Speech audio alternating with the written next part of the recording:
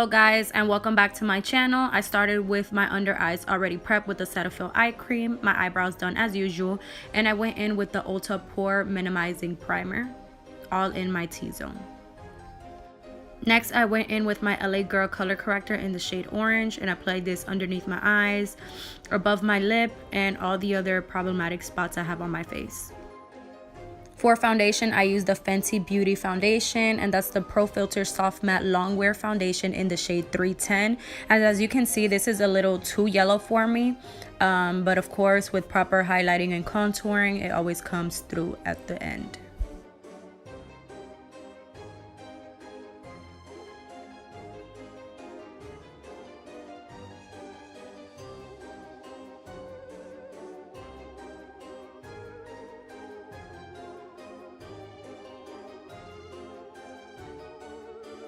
For concealer, I used the Maybelline Fit Me concealer in the shade 25 medium and applied this right underneath my under eyes, the bridge of my nose, my cupid's bow, chin, and forehead.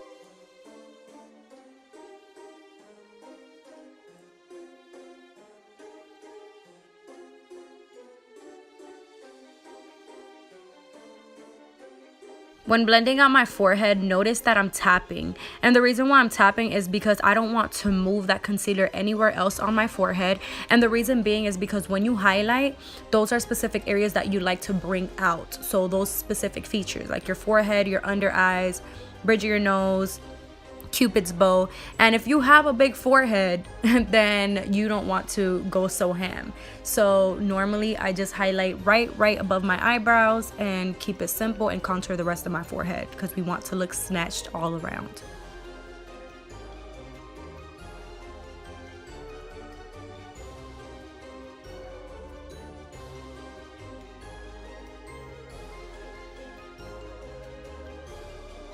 Again, I'm going back into my Kabuki brush, and this brush has become easily like one of my favorite brushes because it pushes, I feel like it pushes my product in and then it blends it furthermore, making everything melt into the skin. So here I'm grabbing my AOA Studio Fix contour stick, and I have it in the shade Sunkissed 3033, and basically apply this on the outer corners of my face, everywhere I want to basically snatch.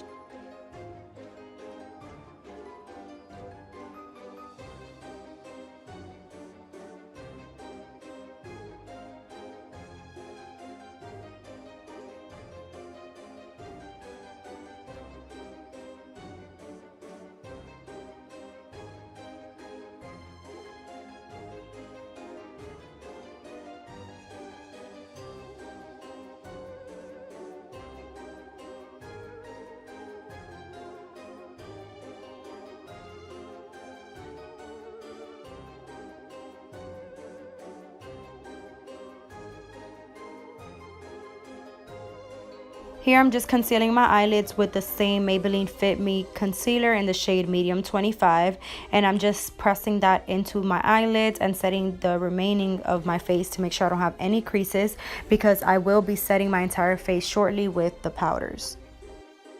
Just before I set everything with powder, you know I gotta go back in with my main brush to make sure there are no harsh lines, everything's seamless, and then I'll move on to the powders.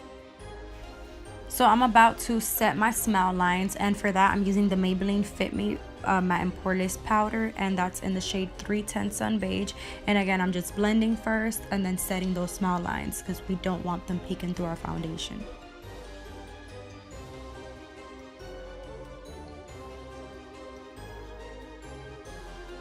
To set my under eyes and my T-zone, I'm grabbing the AOA Studio Fix powder in the shade Banana, and I'm just pressing that onto my eyelids, my under eyes, the bridge of my nose, forehead, cupid's bow, and chin.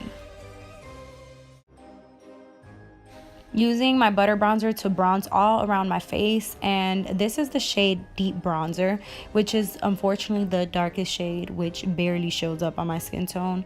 But I'm going all around the perimeter of my face, and then I'll use that same powder to then contour my nose. I decided to contour with the same butter bronzer so I can get a little more intensity in that, and I just changed brushes and I got a more precise detailed brush, and this is more for contouring so it can fit right under my jawbone. Grabbing my AOA setting powder once again, and this time I'm going right underneath my contour just to make sure it's, you know, cleaned up and nice and sharp.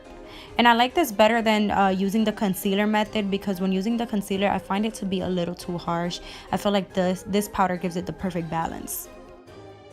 For blush, I'm using the Wet n Wild blush in this shade Rose Champagne, and it's super light, but it's just right for me since I don't really like blush like that. And I just applied this to the apples of my cheeks. Here I'm just blending everything together per usual. Apparently I completely forgot to contour my nose, so I went back into the butter bronzer and proceeded to contour my nose with a smaller precise brush. Then I went in with a bigger fluffier brush just to blend out those harsh edges. So now that I have my base completely done, it's now time for the fun part. So now we're going to get into the detailing, the eyeshadow, and so forth. And for eyeshadow, I'm grabbing this gel liner from Milani, and I'm applying this all over the base of my eyelid. And the reason being is because I want my black eyeshadow to be extremely black. So we're laying down that cream base first and then setting it with a black powder. Grabbing my Lorac eyeshadow palette 2, I'm going into the black shade there, and I'm just setting that right above that cream base so it doesn't go anywhere, and also intensify the blackness of that shadow. Going into the same Lorac Pro palette, I grabbed the shade Charcoal, and that's just like a lighter black, and I used a small fluffier precise brush to just blend out those harsh edges.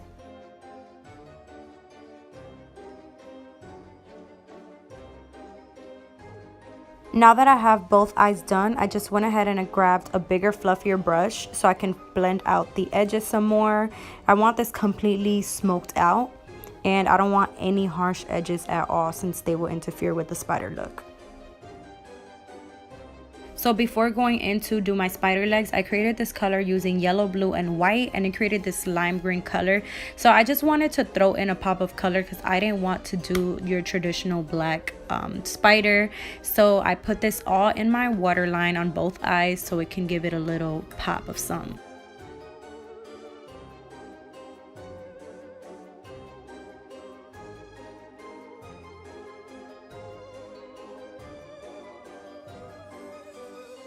Okay, this is the fun part for real. So clearly I didn't know where to start because I ended up just starting at the bottom. Well, I started at the top, then I went to the bottom, but I'm using a photo as a guideline, and I'm just creating the spider legs. And as you know, spiders have 8 legs, so I did 4 legs on each side.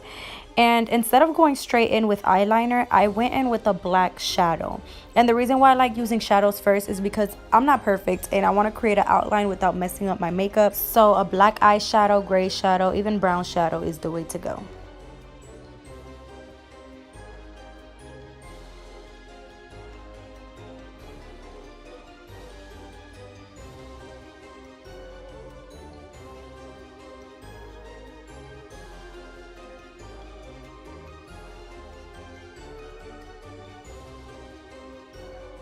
If your legs aren't perfect, don't freak out because regardless, you're going to go over them once again with either shadow or eyeliner. And also, spiders' legs are hairy, so remember that they're not going to be just straight lines or stringy. So if they don't come out perfect, it's okay, but I do recommend to take your time because remember, any little mistake could cause you to have to wipe off that section again. So here I basically had the legs how I wanted them. So I grabbed my eyeliner, and this is the Wet n Wild black filtered tip liner, and I just traced it over those legs. And again, they're not going to be perfect, but don't worry about it as long as it doesn't look messy, because you will go back and fix it, make it more intense, add more color, and so forth.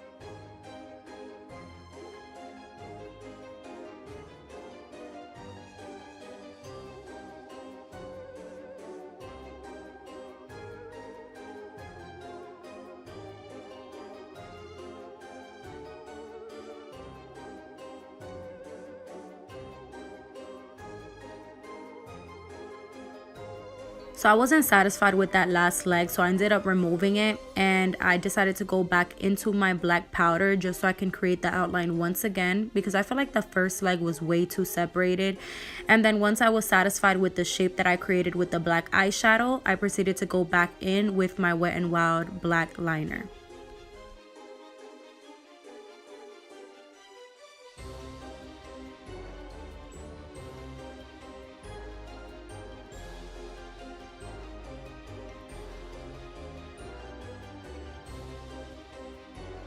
Now for the shadows. So for the shadow, I went into my black shadow, and I don't know, I think I picked up gray. So I went into my gray shadow. You can use gray, black, or even a bronzer shade. And basically what you're gonna do is from the tip of the spider leg, you're gonna do a straight line like where the spider starts, if that makes any sense. So just basically watch what I mean. So from the tail, you make a line up, and that's going to create the illusion that the legs are lifting.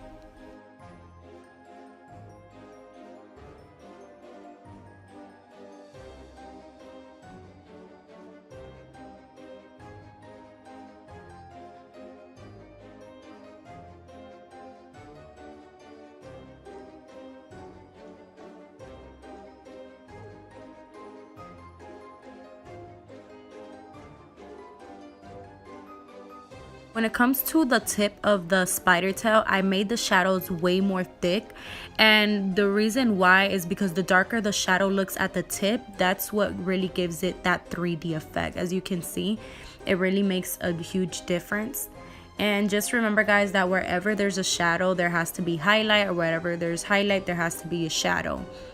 Before going in with the white to create the highlight, I went back with my eyeliner, and what I did was basically retrace the legs. That way the two blacks, like the black from the shadow and the black from the actual leg, doesn't look the same.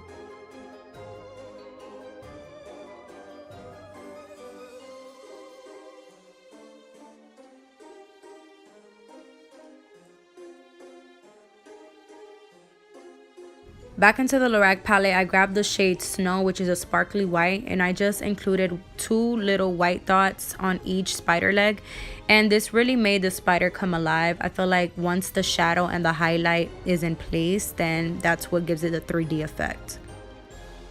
And for the white part, it really doesn't matter where you place it. As long as you end up placing at least 2, then you should be fine. But it really doesn't matter the position where you decide to place it on the legs.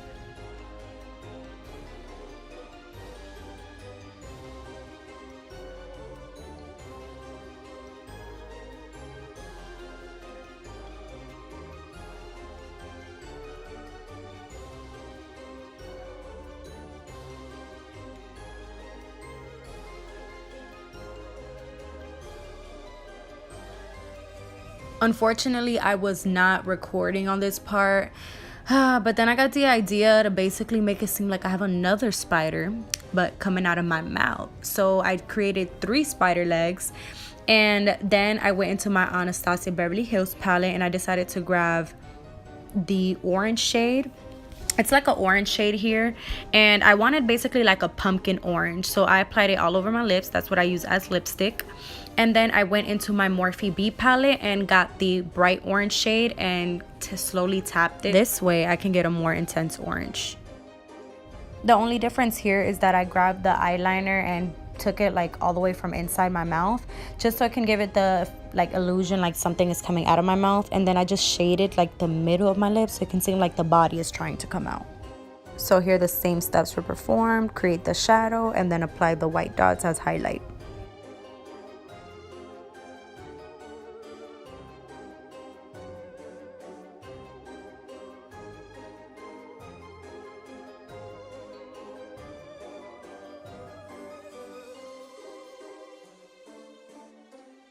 I felt like my spider legs needed something, so I went back into my ABH lip palette and I grabbed the white shade and I just went on top of that white shadow to intensify it a little bit more.